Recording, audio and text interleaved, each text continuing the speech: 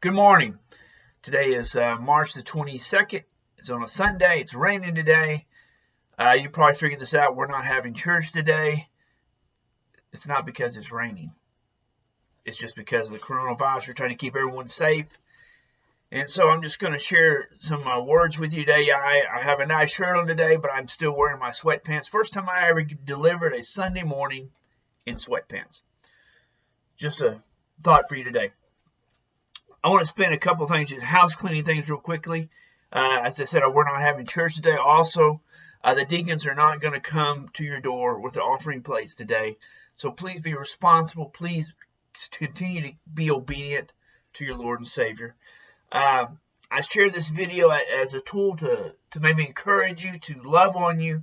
But also, it should be a tool that you use to share the gospel or share with your friends and your neighbors and say, hey, I got this preacher, he's a little crazy, he's got a bald head, whatever you want to say to get them to watch it. Remember, I love you. I wish we were together. I wish we were in our building, but it's not happening today, so you got me through a video. I want to share with you today, we're in John chapter 13, verses 1 through 17. Please read that. It's very important to understand what I'm going to say. I'm not going to read the passage, but I want you to read it to have understanding of it. But so I want to spend some time getting us ready for Easter. Easter's coming up real quickly, and I want to get our minds thinking that way. And so what I did is thought about some things that Jesus teaches us, his last hours on earth of him being alive. And so today we're looking at John chapter 13. And it's the last hours of Jesus, the night before. And it's the time when he washes his disciples' feet. I know, a Baptist talking about foot washing. But it's going to happen today, so just hang with me. All right, so I want to share 5 things with you. Number 1, will you show love? Love is a verb. It's an action word. The reason you do act and the reason you do not act is because of love. Verse 1, Jesus loved his own. He loved his disciples. Jesus only had a few more hours with his guys, and he wants to show his love, and that's why he grabs the apron, wraps around his waist, bends down, and washes his feet. He wants to love on them. You remember the show Dirty Job, I think it was my Mike Rowe. The worst jobs you can imagine, he did those just for a short time. Well, the Jesus day, the worst job was washing someone's feet. And that was meant for a slave to do. And Jesus acted out of love.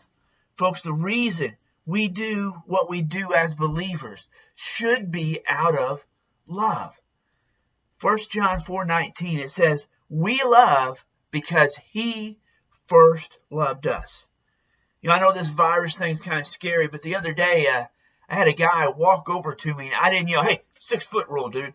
I didn't say that. He walked over, wanted to show me something on his phone. He showed me a picture, and we talked about the picture, but I let him in the 6-foot rule because I wanted him to understand that I cared for him, that I loved him. So will you show love? Because it's an action word. Number 2, do you want to know Jesus? Verses 6 through 9, Jesus comes to Peter to wash his feet. Now, we don't know if he started with Peter or Peter's the last one, or it could be in between. But Jesus comes to Peter, and what is Peter's reaction? You'll never wash my feet. Don't wash my feet. And Jesus' reaction, Jesus' response, unless I wash you, you will have no part of me. That's pretty tough. Jesus says, if you don't let me wash you, guy, you can have no fellowship, no part of me. And why does Peter say no to Jesus washing his feet? Out of pride. Jesus is the master. He's the Lord. He's the teacher. He should not wash my feet, Peter's thinking. Probably the other disciples are thinking that. That's a job for the slaves. See, pride, ego, and selfishness will keep us away from Jesus every time. We think we got this. I can handle this.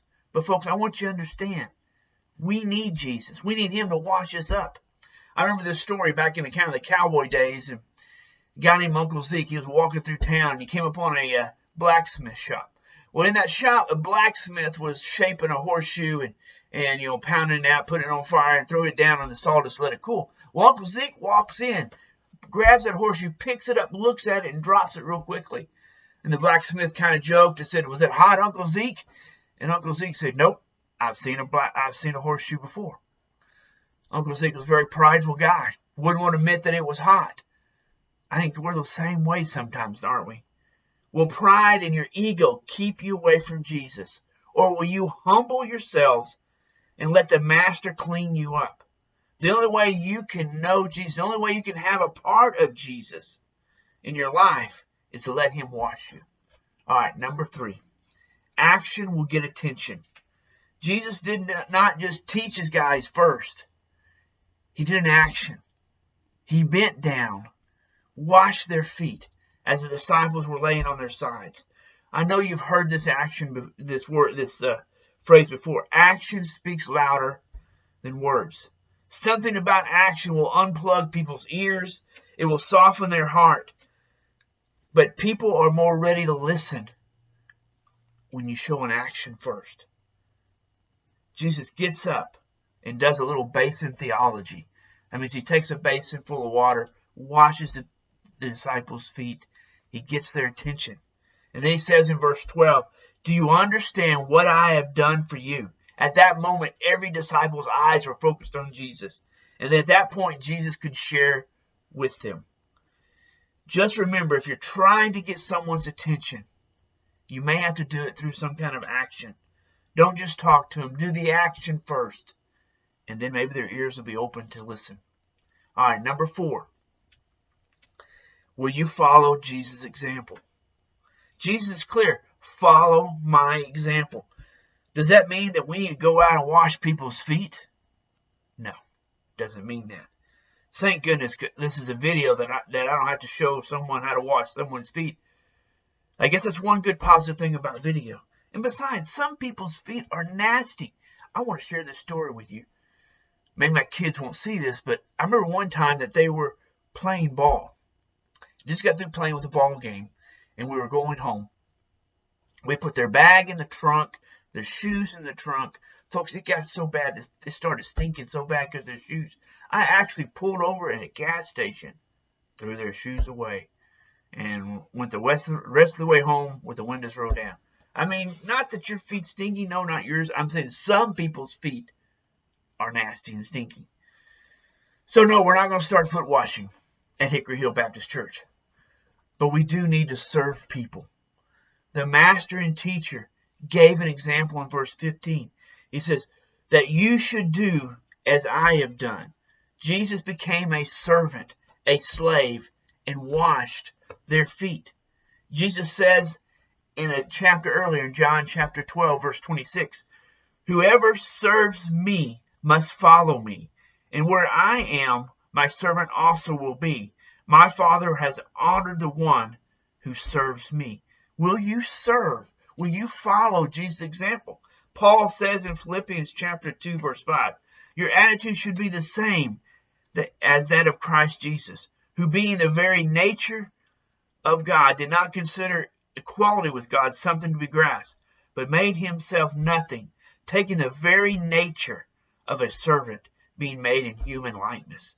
And then Paul says in 1 Corinthians 11:1, follow my example as I follow the example of Christ. Also, just a thought, I want you to think about this. Jesus washes all 12 disciples' feet. That means Judas was in there. It was before Judas betrays him. He washes the guy that's going to send him to the cross. That's going to make him suffer in the next few hours. He washes that guy's feet also. Folks, even those who you hate, those who will betray you, you must serve as Jesus did and love on them. If you have a chance, read Matthew 25, where Jesus says at the end of times, they're going to separate the sheep from the goats. And in that story, he says, the sheep ask, when did we see you hungry and feed you? When did we see you thirsty and give you something to drink? Stranger, invite you and clothe you when you needed clothes. And a sick person or in prison, we go and visit you. So when do we see this? And Jesus says, whatever you did for the least of these brothers, you did for me. You know what is the difference between the sheep and the goat in this passage? Very simple thing. Is the sheep did something, the goats did not. The sheep served. So let's review just for a moment. Will you show love? Do you want to know Jesus more? Action will get people's attention. Number 4, will you follow the example?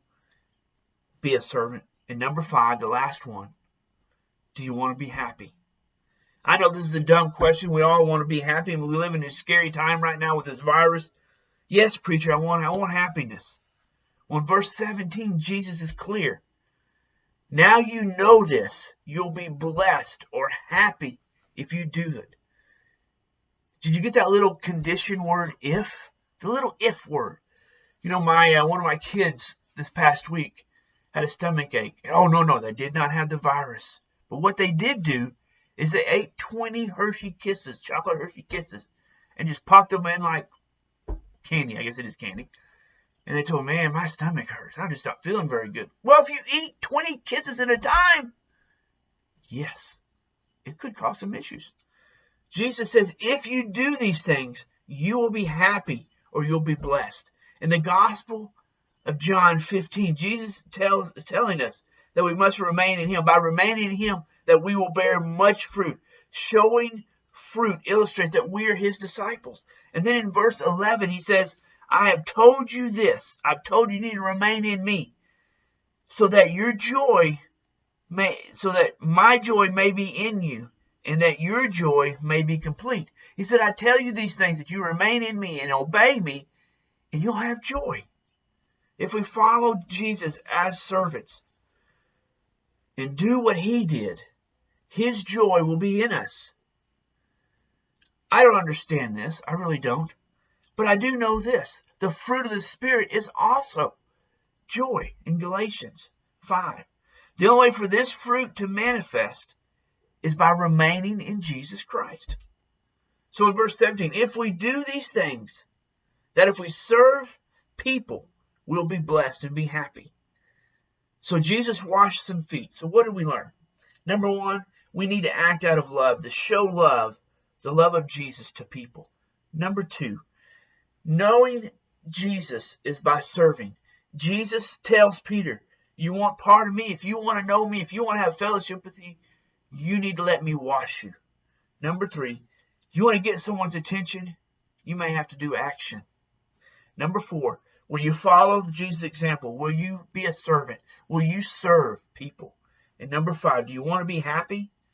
Then serve people as Jesus shows us in this passage.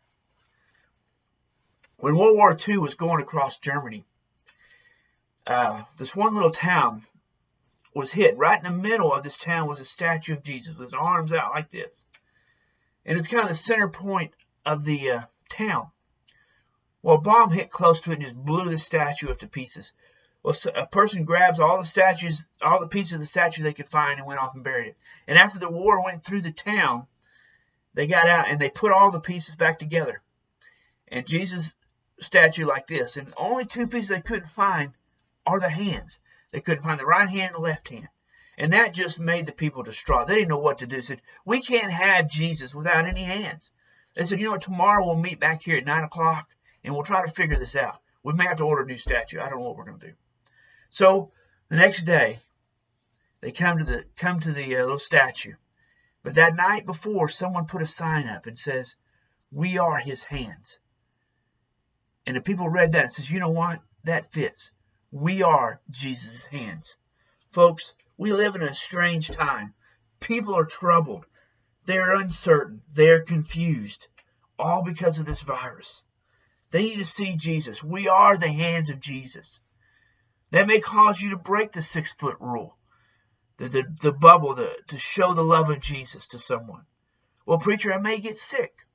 You may get sick. You may get sick without that. But if that person comes to Jesus Christ, man, I'd rather get a little sick and let someone come to know Christ. Because you know what? My Lord, My Jesus is bigger than this virus. Just remember that. Maybe that you just may need to pick up the phone or text someone to encourage them, to love on them, to give them an encouraging word. Remember, through all this, you are a believer in Jesus Christ. You are a servant. You are called to serve Him. Folks, this next week, serve Him well. Have a great week. Remember, I love you. We'll pound it out, elbow it. And if you want to stay 6 foot apart, what's up? Man, I love you. Have a great week.